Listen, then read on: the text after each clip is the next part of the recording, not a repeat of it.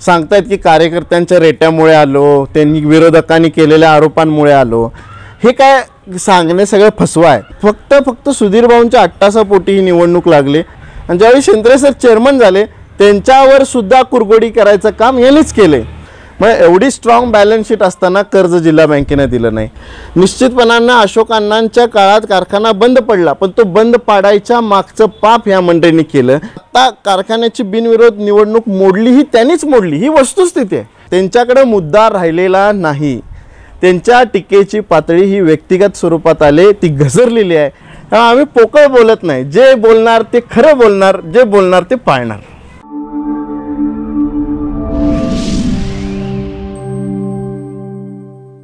प्रेक्षक हो, नमस्कार. सध्या थंडीचे दिवस आहेत, परंतु थंडीच्या दिवसामध्ये राजकीय वातावरण मात्र आजऱ्याचं आणि आजऱ्याच्या आजूबाजूचं थोडंसं तापायला लागले. याचं कारण असं, या ठिकाणी आजरा तालुका शेतकरी सहकारी साखर कारखाना लिमिटेड गौसे याची निवडणूक येऊ घातलेली आहे. या निवडणुकीच्या माध्यमातून जे सत्ताधारी, विरोधक किंवा जे दोन्ही पॅनल आहेत ते आरोप आणि प्रत्यारोप करत आहेत. या आरोप आणि प्रत्यारोपांमधून आमचीच भूमिका कशी खरी आहे हे अगदी सभासदांच्या मनावरती ठासून सांगण्याचा प्रयत्न करत आहे. परंतु सभासदांच्या मनामध्ये नेमकं काय आहे, त्यांचे प्रश्न त्यांना कोण विचारणार? तर सभासदांच्या मनातले प्रश्न थेट बेधडकपणे आणि निर्भीडपणे आपण या दोघांनाही विचारूया. आणि आज आपल्यासोबत श्री चाळोबा देव शेतकरी विकास आघाडी पॅनलचे अभिषेक जयवंतराव शिंपे आहेत. आपण त्यांना त्यांच्या भूमिकेबद्दल, या कारखान्याच्या अनुषंगानं चालू असलेलं सध्याचं राजकारण यावरती आपण त्यांना थेट प्रश्न विचारू. प्रश्न तुमच्या मनातले, पण उत्तर मात्र अभिषेक शिंपे देतील. सर नमस्कार. नमस्ते. तुम्ही नेहमीच सडेतोड आणि निर्भीडपणानं बोलण्यासाठी सगळ्यांनाच परिचय आहे. अशा अपेक्षा आहे. हे प्रश्न सभासदांच्या मनातले आहेत आणि त्याचीही उत्तरं तुम्ही कुठलाही आडपडदा न ठेवता उत्तरं द्याल ही अपेक्षा आहे. निश्चित. या निवडणुकीच्या निमित्तानं तुम्ही अनेक सभासदांच्या गाठीभेटी घेत आहात, तर कोणता अजेंडा घेऊन तुमचं पॅनल हे सभासदांच्या समोर चाललेलं आहे? मुळात 2-3 विषय आहेत. आमचा प्रमुख अजेंडा होता की पहिला तर निवडणूक होऊ नये. ही निवडणूक राष्ट्रवादीनं लादलेली आहे हे सभासदांना आम्ही पटवून सांगत आहोत आणि ते सभासदांपर्यंत पोहोचलेलं आहे. हा कारखाना अडचणीत असताना या कारखान्यावर निवडणूक खर्च होऊ नये, सभासदांच्या मनात या कारखान्याप्रती अविश्वास निर्माण होऊन सभासदांनी इतरत्र ऊस घालू नये आणि अडचणीत असलेला कारखाना सर्व पक्षीयांनी एकत्रित येऊन आपापल्या परीनं जे काही योगदान देता येते ते योगदान देऊन हा कारखाना अडचणीतून बाहेर काढावा, अशी आमची एक प्रामाणिक भूमिका होती. यामध्ये आम्हाला किती सत्तास्थान असणार आहे किंवा पदाचं डिस्ट्रीब्युशन काय असणार आहे यामध्ये आम्ही काय फार खोलात गेलो नव्हतो. त्यामुळे ही निवडणूक त्यांनी लादलेली आहे. त्याचबरोबर हा कारखाना अडचणीतून बाहेर काढण्यासाठी आज जे व्हॅल्युएशनपेक्षा जास्तीचं कर्ज झालं आहे त्याच्यामुळं हा कारखाना येत्या काळात केवळ KDC बँकेच्या कर्जाने चालू शकणार नाही आहे. त्यामुळे त्याला जिल्हा मध्यवर्ती बँकेबरोबरच राज्यात MSC बँक असेल किंवा NCDCच्या माध्यमातून त्याला एक मदत पॅकेजची गरज आहे, ज्याच्यामुळे लॉंग टर्म 15 वर्षाचा मुदत मिळेल आणि व्याजदरसुद्धा कमी होतील, तरच हा कारखाना टिकू शकणार आहे. आणि ते मिळवायचे असेल तर केंद्रात आणि राज्यात असलेल्या सत्तेचा उपयोग व्हावा, म्हणून त्याही मंडळींना सोबत घेऊन करावं अशी आमची भूमिका होती. तुम्ही ही भूमिका, ह्या अजेंडा घेऊन सभासदांच्या पर्यंत पोहोचतात. सभासदांना तुमची ही भूमिका पटते का? कशा पद्धतीचा प्रतिसाद त्यांच्याकडून भेटत आहे? नाही, निश्चितपणानं पटते. कारण त्याची कारणं बघायला गेली आपण तर 3-4 विस्तृत कारणं आहेत.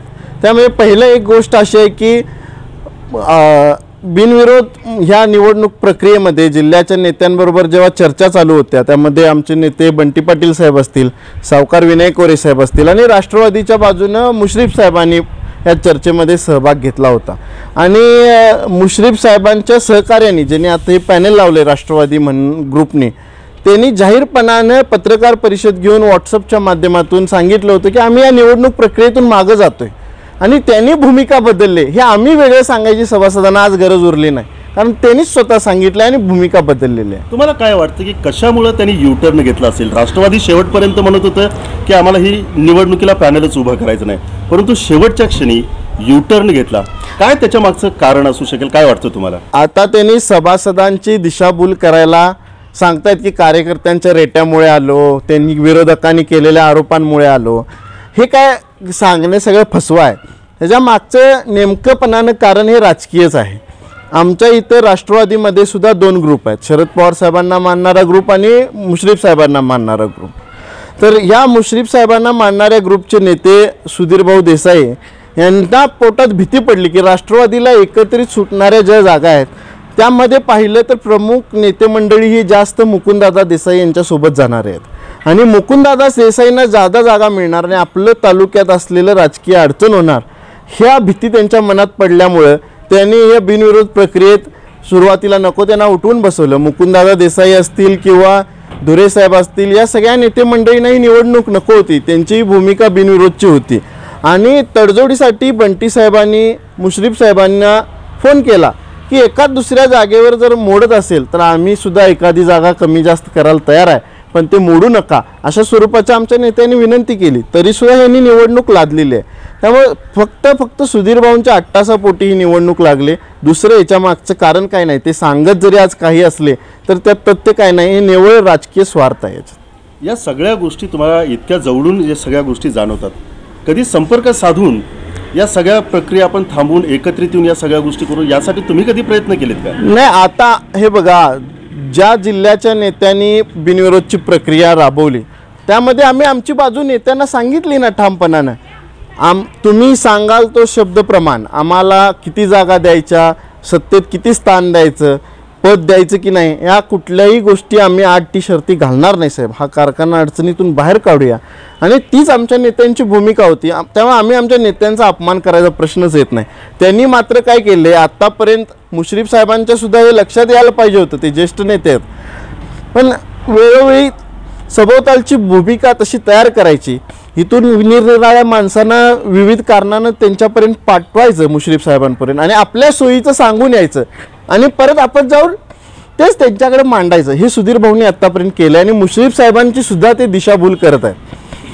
सर, आपण ऐक नाही, या राजकारणाचे अनेक पैलू आता उलगडून सांगितलेत, मुश्रीफांची भूमिका आपण सांगितलीत, त्याच पद्धतीनं याच्यामध्ये सहभागी असणारे जे इतर नेते आहेत त्यांनी कशा पद्धतीनं याच्यामध्ये दबाव आणत गेलेत हाही भाग सांगितला.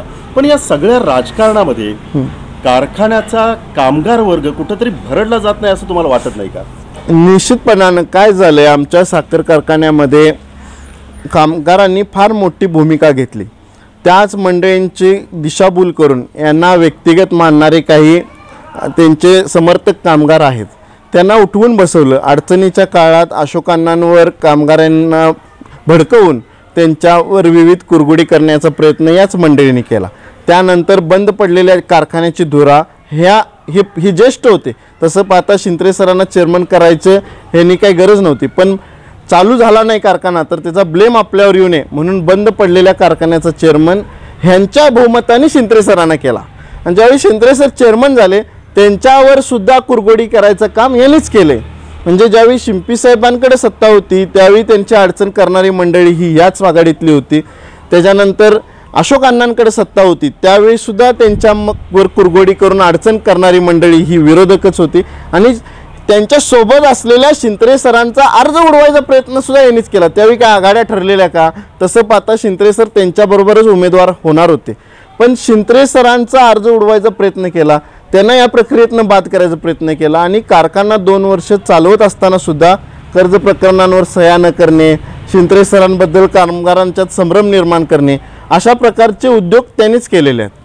सर, ही तुम्ही तुमची बाजू मांडता, परंतु विरोधकांकडून एक सातत्यानं तुमच्यावरती आरोप केला जातोय, ते म्हणजे तुम्हीच सत्ताधारी असता. नाही, हा प्रश्न सभासदांच्या मनामध्ये आहे किंवा विरोधक सुद्धा विचारतात की तुम्ही सत्ताधारी होतात. याचा खुलासा करतो 2 मिनिटात. आपला चुकीचा समज त्यांनी पसरवायचा प्रयत्न करतायत. जरूर शिंत्रे सर चेअरमन होते, पण त्यांना समर्थनात असणारे 10 मंडळी, शिंत्रे सर आणि मॅडम सोडून त्यांच्या समर्थनात असणारे सगळे सत्ताधारी सहयोगी हे राष्ट्रवादी काँग्रेसचेच होते.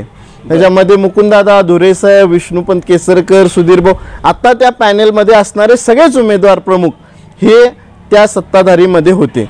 फक्त चेहरा सुनील शिंत्रे सरांचा पुढे केला, जेणेकरून जर चालू झाला नाही तर सर बदनाम होतील आणि चालू झाला तर आपल्याला त्याच्या मागून राजकारण साधता येईल, असं त्यांचा प्रयत्न होता. आणि निश्चित सत्ताधारी तेच आहेत. 2 वर्ष मुश्रीफ साहेबांकडून कर्ज मिळवलं, राष्ट्रवादीच्याच आशीर्वादानं त्यांना कर्ज मिळालं म्हणजे आता कारखान्याला. तुमच्या लेखी सत्ताधारी तेच आहेत. निश्चित तेच आहेत आणि नुकसानही त्यांनीच केले कारखान्याचं.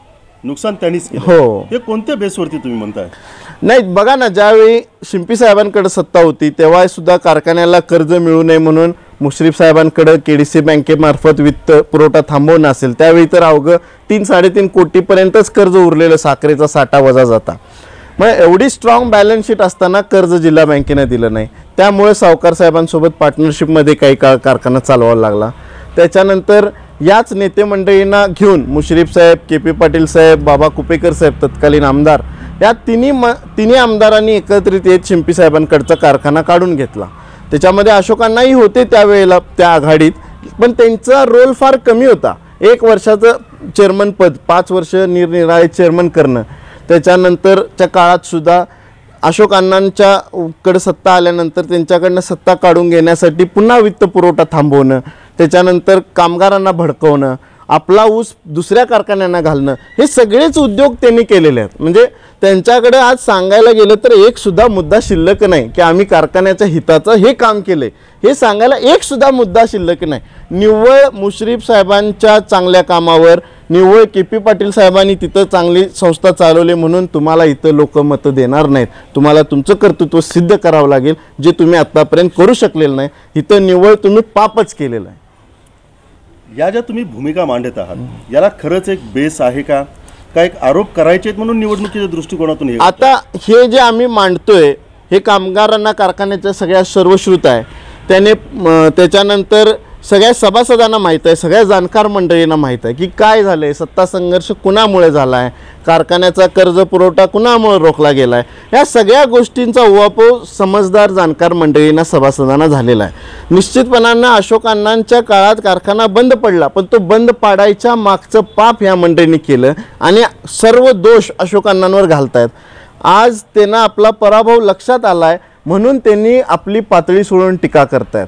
ज्यावेळी पराभव लक्षात येतोय त्यावेळी आपल्या टीकेची पातळी, आपलं भान हरपते आणि त्यांनी सगळ्या दर्जाहीन टीका करत आहेत, व्यक्तिगत आरोप, द्वेषारोप करत आहेत. ह्याच्यावरूनच लक्षात येते की त्यांना आपला पराभव लक्षात आलेला आहे. तुमच्या टीकेची धार काय असणार आहे? आम्ही टीका करायला आम्ही फक्त हेच साक्षात्य सांगतोय. टीका करायचं किंवा त्यांच्याबद्दल माझ्या मनात आकस आहे म्हणून बोलतोय असं नाही, पण ही वस्तुस्थिती आहे. कामगार आत्ता कारखान्याची बिनविरोध निवडणूक मोडली, ही त्यांनीच मोडली, ही वस्तुस्थिती आहे. त्याचबरोबर आत्ता सुद्धा जे काही त्यांनी दोष आरोप करत आहेत ह्याच्या मागं कोण होतं हे सगळ्या सभासदांना आज समजून चुकलेलं आहे. त्यामुळे त्यांचं काय आता भांडवल शिल्लक राहिलेलं नाही सांगायला. त्यांच्याकडे भांडवल बरंच आहे. त्यातलं एक भांडवल असं आहे की जयवंतराव शिंपी यांच्याकडे ज्यावेळेस कारखाना होता 2000 ते 2010, साधारण 10 वर्षाचा हा कालावधी आहे. या कालावधीमध्ये वेगवेगळ्या टप्प्यामध्ये हा कारखाना खाजगी तत्वावरती चालवायला दिला. त्याच्यामागची त्यांची भूमिका काय होती? का चालवायला देण्याची वेळ आली होती? अतिशय चांगला प्रश्न साहेब आपण घेतला. मला याचा खुलासा खरं तर करायचा होता. मी KP पाटील साहेबांनी जे टीका केली त्याच्याबद्दल त्या टीकेपुरतं बोललोय, पण या कारखाना शिंपी साहेबांच्या कार्यकाळात 2000 सालापासून 2010 पर्यंत मी जाहीरपणानं सांगत आलोय की तत्कालीन काळातल्या ताळेबंदावर तुम्ही काही आरोप करा की कुठल्या नुकसानीचं वर्ष केलंय, काय अडचण झाले का, शिंपी साहेबांनी काय घोटाळा केलाय का, कुठल्या कामगारांच्या प्रमोशनमध्ये, परमनंट करण्यामध्ये कुठले काय पैसे घेतलेत का, असला कुठलाही आरोप केलाच नाहीत. आरोप काय करतात, कारखाना भाड्याने दिला.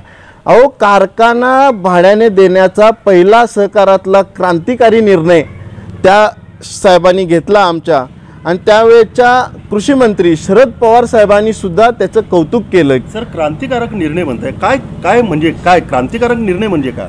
हे बघा, तत्कालीन काळात मावा रोगाचा प्रादुर्भाव ऊसावर झाला होता. त्यावेळी आजरा तालुका कार्यक्षेत्रात आमच्या कारखान्याच्या 40,000 टन सुद्धा ऊस नव्हता आणि इतक्या अत्यल्प ऊस पुरवठा होणार होता की कारखाना सर्वाइव्ह होऊ शकणार नव्हता आणि आमच्याकडे असलेलं भागभांडवल सुद्धा कमी होतं. त्यामुळं रेणुका शुगर्सचं त्यावेळी एक्सपान्शन चालू होतं बेळगावच्या परिसरात आणि त्यांचा कारखाना पूर्ण तयार नव्हता, पण त्यांनी ऊस वाढीसाठी बराचसा निधी खर्ची घालून त्यांच्या कार्यक्षेत्रातला ऊस वाढीचा कार्यक्रम प्रभावीपणे राबवलेला. त्यामुळे त्यांच्याकडे एक्सेस ऊसाचा पुरवठा होता आणि त्यांचा कारखाना तयार नव्हता. त्यामुळे त्यांना क्रशिंगसाठी कारखान्याची गरज होती आणि आमच्या कारखान्याला ऊसाची गरज होती. या प्रसंगात जर आम्ही आमच्या स्वबळावर चालवला असता तर तो कारखाना अडचणीत लॉसमध्ये गेला असता. म्हणजे प्रोसेसिंग कमी झाल्यामुळं होणारं लॉस ही कारखान्यावर आलं असतं. ते न होऊ देता अडचणीच्या काळापुरता हा कारखाना रिटेन व्हावा म्हणून सहकारातला त्या 2-3 वर्षासाठी भाडेतत्वावर देण्याचा निर्णय झाला. त्याचा फायदा काय झाला की दरम्यानच्या काळातला इथं असलेला ऊस विकासाचा कार्यक्रम प्रभावीपणे राबवला गेला. तालुक्यातला ऊस वाढीला वेळ मिळाला, कर्मचाऱ्यांना पगार मिळाला, कारखान्याच्या मशिनरीज जिथं हेवी रेनफॉल एरिया आहे तिथं गंजून गेल्या असत्या त्या न गंजून जाता त्या टिकल्या.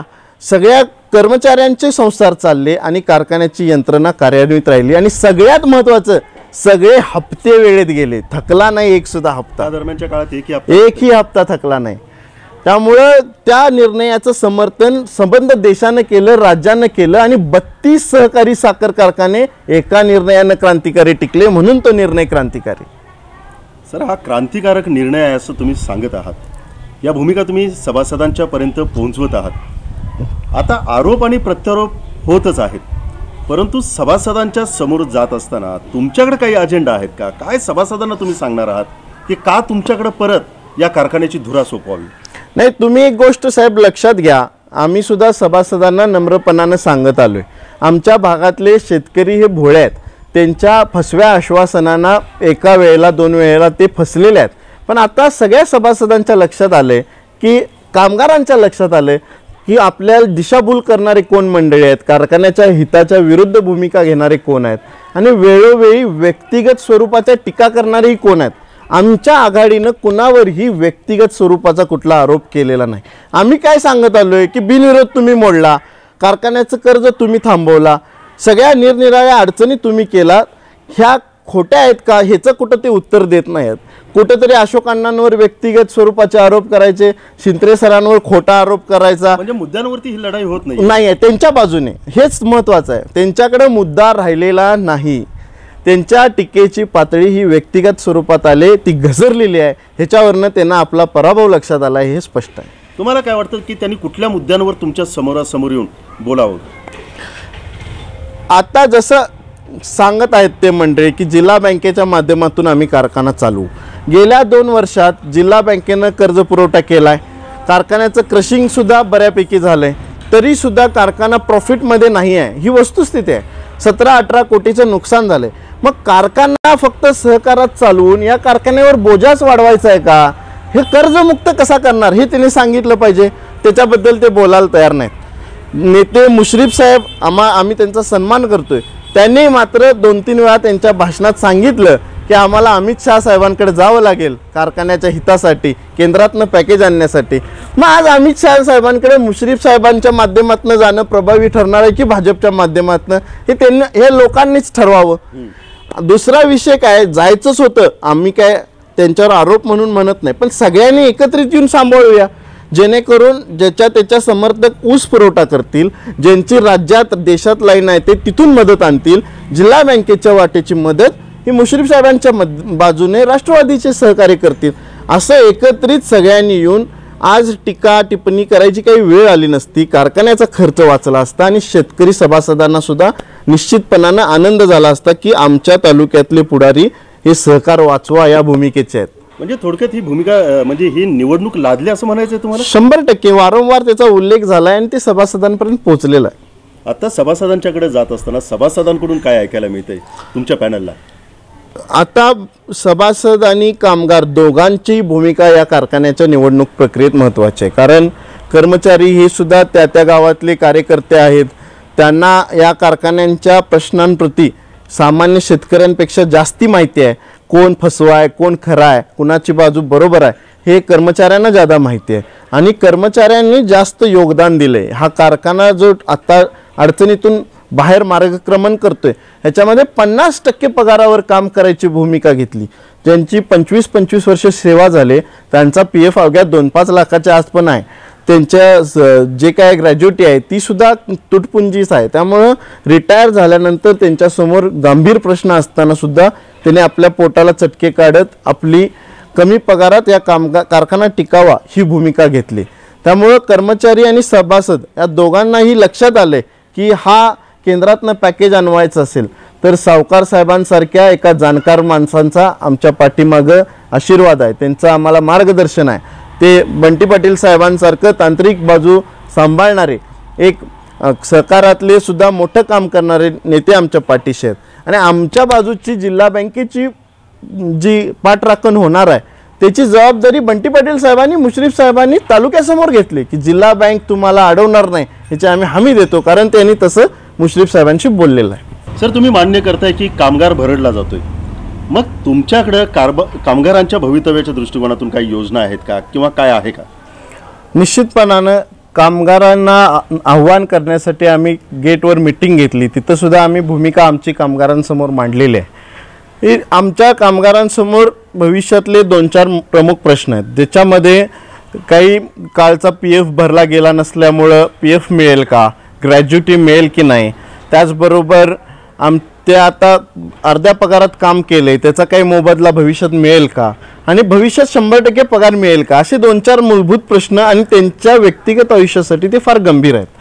आम्ही त्यांना सांगितलं की आज 5-25 वर्ष सेवा झाली, त्यामुळे वयाच्या एका विशिष्ट टप्प्यावर सगळे कामगार आहेत. त्यांची मुलं शिक्षणाच्या संदर्भात बाहेर आहेत, शिक्षण त्यांचं आता ग्रॅज्युएशनच्या लेवलचं आहे, त्यामुळे मुलांच्या शिक्षणाला प्रचंड आर्थिक अडचणींना सामोरे जावं लागत आहे. जे जे आमच्या संपर्कात आले त्यांना मदत करण्याची आम्ही भूमिका घेतलीच शिक्षणासाठी मुलांच्या, पण इतरत्र सुद्धा कामगारांना आम्ही ठामपणानं जाहीरपणानं सांगितलं की ज्यांच्या मुलांच्या शिक्षणाचे प्रश्न आर्थिक अडचणींमुळे अडचण निर्माण होत असेल अशा सगळ्या कामगारांनी आम्हाला भेटावं. त्यांच्या शिक्षणासाठी आमच्या संस्थांच्या माध्यमातून जे शक्य आहे ती मदत आम्ही करून शिक्षणामध्ये मुलांच्या अडचणी येऊ देणार नाही, कारण उद्याच्या उदरनिर्वाहासाठी कुटुंबाच्या मुलंच ती पुढे गेली पाहिजेत, हे प्रमुख एक त्यातली व्यवस्था आहे. त्याचबरोबर दुसरा जो प्रश्न आहे की रिटायरमेंट नंतर PF मिळेल का, ग्रॅज्युएटी मिळेल का, बऱ्याच रिटायरमेंट शेड्यूल आहेत, आता या 50-60 कर्मचारी रिटायर होणार आहे, त्यामुळं त्यांच्यासाठी सुद्धा कामगार कल्याण मंत्रालयाशी बोलून घेऊन एक विशिष्ट अधिकारी जो लेबर ऑफिसर असतो त्याच्या सपोर्टिव्ह एक माणूस देऊन निवृत्त होणाऱ्या कर्मचाऱ्यांच्या प्रश्नाप्रती ठोस उपाययोजना करायसाठी काय व्यवस्था करता येते का हे आम्ही प्रामाणिकपणे बघणार आहोत. तिसरा जो विषय आहे त्यांच्यासाठी की पूर्ण पगारापर्यंत जाणं. आता जर पॅकेज मिळालं, आपण खर्च कमी करण्यासाठी त्यांना कमी पगारात काम करा असं आव्हान केलं होतं, जर पॅकेज मिळालं तर व्याजापोटी होणारा खर्च हा थांबणार आहे. त्यामुळं निश्चितपणानं 100% पगार देता येणार आहेत कामगारांचे. आणि आमचा प्रयत्न तर असा असणार आहे की मागच्या कार्यकाळात जे त्यांनी अर्ध्या पगारावर काम केले तत्कालीन काळाचा मोबदला म्हणून जर कारखाना नफ्यात आला तर काही तजवीज करता येईल का, असाही प्रयत्न असणार. हे आश्वासन का शब्द आहे तुमच्याकडून? आता हे बघा, सभासद आणि कामगार निश्चित आम्हाला विजयी करतील ह्याची मला खात्री आहे, पण आम्ही जर यशस्वी झालो तर आम्ही खोटं बोलून काही जाणार नाही. या सगळ्या भूमिकेप्रती आमचं प्रामाणिक काम असेल. आणि शिंपी साहेबांनी जो कार्यकाळ केला आहे त्यामुळे त्यांचं जे वागणं होतं, त्यांचा जो विचार होता, त्या विचारांचे वारसदार म्हणून आम्ही वागतोय. त्यामुळे आम्ही पोकळ बोलत नाही, जे बोलणार ते खरं बोलणार, जे बोलणार ते पाळणार. अवघे 3-4 दिवस राहिलेले आहेत, शेवटी सभासदांना तुम्ही काय आवाहन कराल? नाही, माझं नम्रपणानं सभासदांना सगळ्या आव्हान एवढंच असणार आहे की हा कारखाना एका विचारांच्या मंडळींकडे द्या. राष्ट्रवादीच्या मंडळींनी या कारखान्याच्या हिताच्या विरुद्ध भूमिका घेतलेली आहे, त्यामुळे त्यांना रोखा. कप बशी हे आमच्या आघाडीचं चिन्ह आहे. सगळ्याच्या सगळ्या क्रॉस वोटिंग न करता सगळ्यांना विजयी करा हीच आपल्याला विनंती करतो. सर, या निवडणुकीचा निकाल काय असेल शेवटी? निश्चितपणानं सभासद ज्याच्या बाजूने कौल देतील तोच निकाल असणार आहे, पण आम्हाला खात्री आहे की सभासद आम्हाला भरभरून यावेळेला आशीर्वाद देणार आहेत. शिंपी साहेबांवर झालेली टीका असेल, त्याचबरोबर व्यक्तिगत स्वरूपाचे हेवेदावे असतील, बिनविरोधचा मोडलेला अजेंडा असेल, या सगळ्या भूमिका सभासदांना पटलेल्या नाहीत. त्यामुळं आम्हाला आमच्या विजयाची खात्री वाटते आणि त्यामध्ये कोणतीही अडचण येणार नाही. 2 खंबीर नेते बंटी पाटील साहेब आणि सावकार साहेब आमच्याबरोबर ठामपणानं आहेत, त्यामुळे ते जिथं असतील तिथं सूत्र हल्लेलं या जिल्ह्यानं बघितलेलं आहे. शेवटी हे दोन नेते ज्या ठिकाणी असतील त्या ठिकाणी विजय निश्चित आहे, ही खात्री श्री चाळोबादेव शेतकरी विकास आघाडीला आहे. परंतु ही निवडणूक खऱ्या अर्थानं विजयी ठरते की पराजित होते हे सर्वस्वी सभासदांच्या हाती आहे. आणि सभासदांनो, तुमच्या मनातले प्रश्न आमच्या चॅनलच्या माध्यमातून थेट अभिषेक जयवंत शिंपी यांना आपण विचारले. कुठल्याही प्रकारचा आडपडदा कुठल्याही प्रश्नाच्या बाबतीमध्ये ठेवला नाही. त्यांच्या कारभारावरती आपण बोट ठेवलं. कामगारांसाठी तुम्ही काय करणार आणि कारखाना जर तुम्हाला चालवायला द्यायचा असेल तर तुमचा अजेंडा काय असणार, सडेतोड त्यांनी भूमिका मांडलेल्या आहेत. या जर तुम्हाला पटत असतील तर निर्णय शेवटी तुमचा आहे. पण तुमच्या मनातले प्रश्न थेट आपण त्यांना विचारलेले. सर, अगदी मोकळेपणानं बोललात, निर्भीडपणानं बोललात आणि अगदी ज्या गोष्टींवरती बोट ठेवायचं आहे त्या गोष्टींवरती बोट ठेवत आपण आपली भूमिका स्पष्ट केलीत. मी आपलं मनापासून आभार मानतो. धन्यवाद.